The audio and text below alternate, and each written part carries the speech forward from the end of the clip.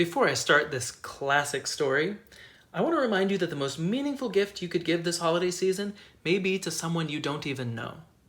I'm partnering with an outdoor store in my hometown of Portland, Oregon, on a fundraiser to help buy camping gear and warm clothes for people without stable housing facing a harsh winter. There will be a link in the video description if you have some extra cash that you could donate, and if you have old clothes or blankets or camping gear that you aren't using, you could donate them to an organization in your own community and help someone in need. Thank you.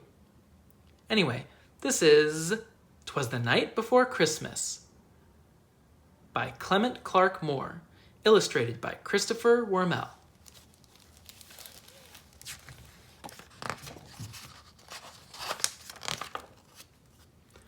For Daisy and Eliza. 'Twas the night before Christmas, when all through the house not a creature was stirring, not even a mouse. The stockings were hung by the chimney with care, in hopes that St. Nicholas soon would be there. The children were nestled, all snug in their beds, while visions of sugar plums danced in their heads.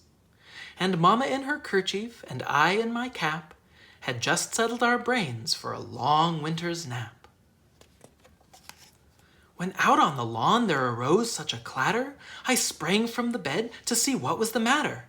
Away to the window I flew like a flash, tore open the shutters and threw up the sash. The moon on the breast of the new-fallen snow gave the luster of midday to objects below, when what to my wondering eyes should appear but a miniature sleigh and 8 tiny reindeer.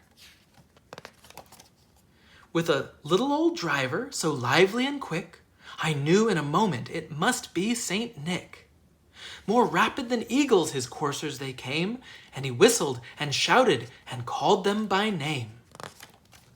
Now Dasher, now Dancer, now Prancer and Vixen, on Comet, on Cupid, on Donder and Blitzen. To the top of the porch, to the top of the wall, now dash away, dash away, dash away all.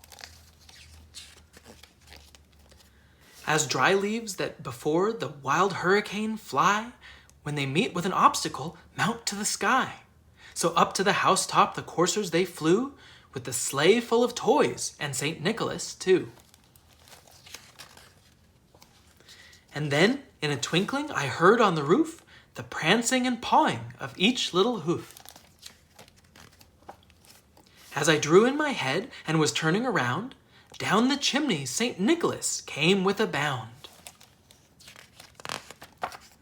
He was dressed all in fur from his head to his foot, and his clothes were all tarnished with ashes and soot.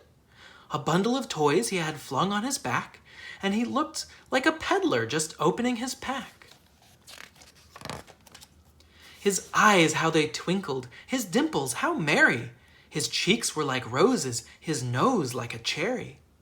His droll little mouth was drawn up like a bow, and the beard of his chin was as white as the snow. The stump of a pipe he held tight in his teeth, and the smoke it encircled his head like a wreath. He had a broad face and a little round belly that shook when he laughed like a bowl full of jelly. He was chubby and plump, a right jolly old elf, and I laughed when I saw him in spite of myself. A wink of his eye and a twist of his head soon gave me to know I had nothing to dread.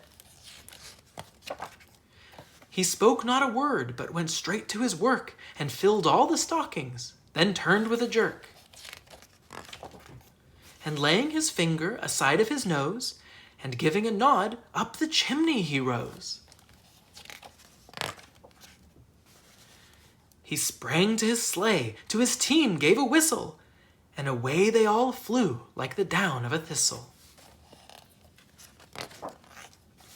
But I heard him exclaim, ere he drove out of sight, "Happy Christmas to all, and to all a good night."